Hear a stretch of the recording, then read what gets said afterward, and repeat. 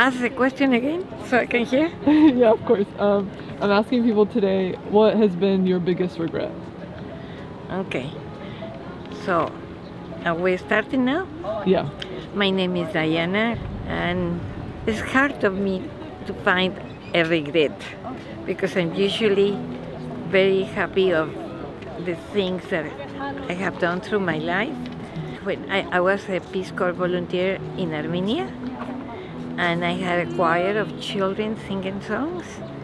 My biggest regret will be that I didn't kept all of them together so that I could see them now. But I wasn't able to do it, so my regret is that I didn't do that job as good as I wanted. What's been your biggest regret? Being born from a mother who didn't want me, and I have no bitterness, but I have so much hatred in me, and I'm learning to pray to God to change me. I've gone through so much, a lot. I'm a strong woman. I am a protector. I'm a survivor. I'm going to continue on being one. I need a hug from you. Yes, of course. No, you need a hug from me. There's a reason why. Just keep doing what you're doing. Thank you. You're welcome. My biggest regret is wasting time. I wasted so much of my younger years using drugs and being trapped in addiction that I didn't get the opportunity to spend that time with my children that, the way you're supposed to. I missed out on so much.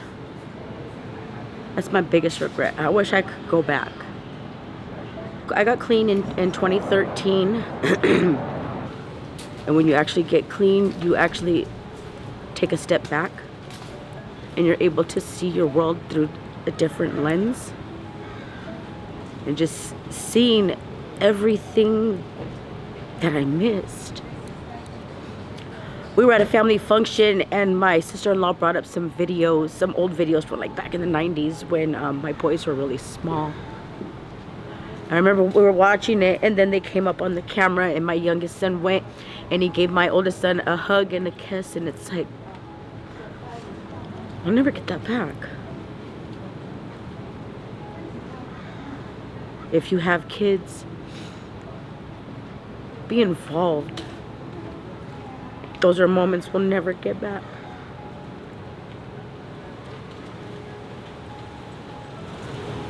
Don't take time for granted. I think my biggest regret is the fact that I never really learned Spanish. And it's been kind of a point of embarrassment for me because both my parents were bilingual. My mother was Mexican American, and yet somehow I failed to learn Spanish at a level that I'd like to do. For example, I'm here visiting my half-sister who is very Mexican, and I can't really do a good job of speaking Spanish with her. When I was a kid and we lived in Mexico, I couldn't get over the fact that I didn't speak Spanish, so I kind of carried that with me, and maybe that impacted my inability to be better at learning Spanish. My biggest regret is that it's taken me until late in my life to be braver. And I made a big step forward in the last couple of weeks, taking a solo cross-country trip by myself. It took me, I thought about it for about 2 or 3 months, worried about it for 2 or 3 months, but did it anyway. You did it. I did it anyway. What was stopping you before? I've just always been a timid person. I'm 69 years old, I've got a car with low mileage. Now's the time to do it. See places I've never seen before, and I went to all cities I've never been before and just did it. I just did it. And excuse my language, but I found an enamel pin that I put on my visor of my car that says scared shitless and doing it anyway. So that's what I've done. So now that you're brave, what does that feel like? Empowering. It's very empowering. Yeah, I'm kind of pleased with myself, to be honest with you. I was thinking about this yesterday. My dad passed away back in 2020. And the last 3 years of his life were super rocky. I remember I told my mom to leave his ass. Excuse me for cussing. It was bad. I had a really rocky relationship with him. My biggest regret was not having more patience with him. I understand that me and him were very alike, and that made things very complicated because we're both very stubborn people. I fought with him a lot the last couple years of his life, especially the last year that he was around. One of the last things that we did was fight, and I regret that. But I'm also happy that I did tell him that fight that I did love him. I wish I would have appreciated a little more of the time I had with him. What has been your biggest regret? Getting old. It's not a lot of fun because you have a lot of pain and aches, and you can't do as much stuff as you used to. I like to run, jump, dance, and I can only do a little of that now. And I'm 81. You said you like to run and jump and dance. Yes, You jump around? I still do a little bit. Not as much as I would like to. So, stay young forever if you can. If it was that easy, right? No, it's not. I've tried. Like I said, I'm 81 and I still walk approximately 4 miles. I can do 5 at one time in about an hour. Wow. Wow. Good for you. Okay. I want to be like you when I'm 81. Thank you so much. I appreciate your time. I thank you. Not listening more to people in authority, with authority, that have more experience than I do. Ego gets in the way of a lot of things. It gets in the way of learning, knowledge. It's just plain being stubborn. And that was a big part of my mistake in life. Just being stubborn and not listening. Taking the hard way when there was always easier ways if my ego didn't play a big part in it. I stayed in an abusive relationship for far too long to try to keep my family together and ended up doing more damage to my kids in the long run. What was it that made you finally realize that you should leave? Well, I think I realized it for a long time, but I didn't have the courage to leave because financially I was being supported. It came to the point where I would rather live in my car than stay anymore because I think I would have died. People that are narcissistic don't generally change, and if you're in an abusive relationship, there's help out there. Find a way and get out. I would say, so I'm trans, and I would say not sort of accepting that part of myself sooner, just because I feel like I missed out on a lot of joy that I could have experienced earlier if I'd been more accepting of myself.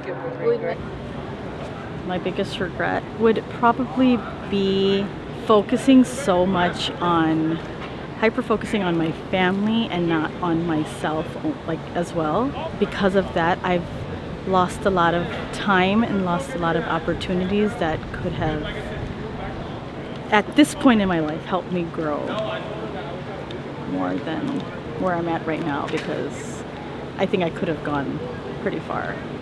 Honestly, I think my biggest regret is probably not trying things sooner. Like I was telling you, if I would have just tried more things, different times, I would probably be not in my 30s trying to figure it out now. I'm still trying to figure out myself and my path. I just feel like I haven't found my identity because I haven't tried enough things, and it's kind of like scary in a way. I think the world doesn't want to interact with me yet until I figure myself out. Like the universe is telling me, like, just figure yourself out first, take time on yourself, and then you'll have the interactions or the experiences that are for you, that the universe is aligning with you. So yeah, it's pretty that's a pretty big regret of myself, is thinking that I'm too cool, you know. That was my problem. I thought I was too cool to like try different things and be here, be there. Like I never wanted to like do theater or like sports or anything. So I was like, nah, like I'm too cool for that. And actually just this morning, I wrote in my journal, just be who you are gonna be. Find yourself, find your purpose.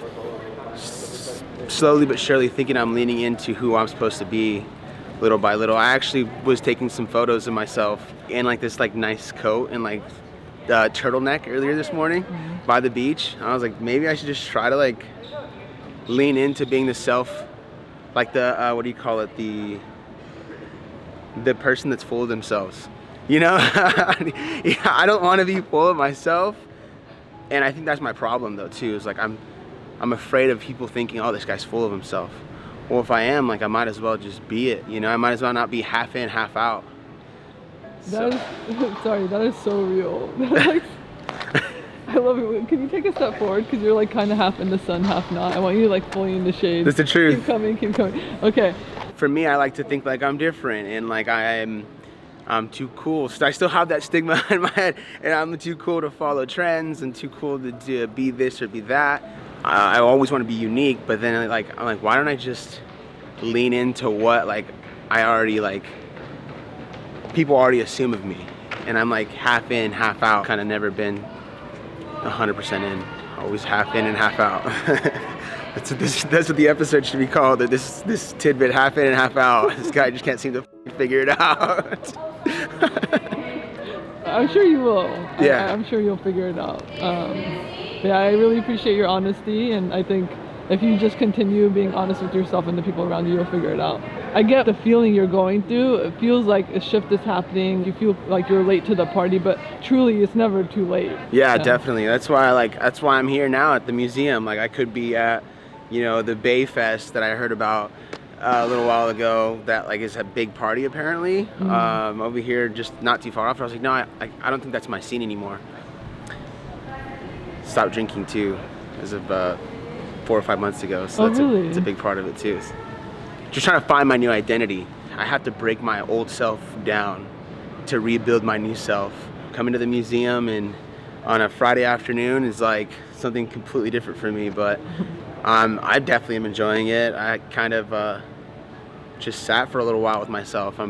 Like I was telling you, I feel like the world is not ready to interact with me for a reason that like, or I'm not ready to interact with the world because I just need this time by myself to kind of like take it all in and learn myself. And it's a pretty trippy thing. It's a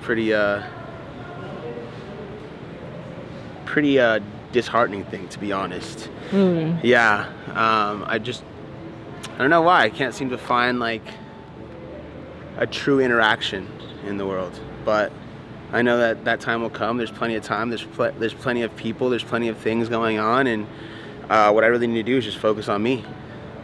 It'll come.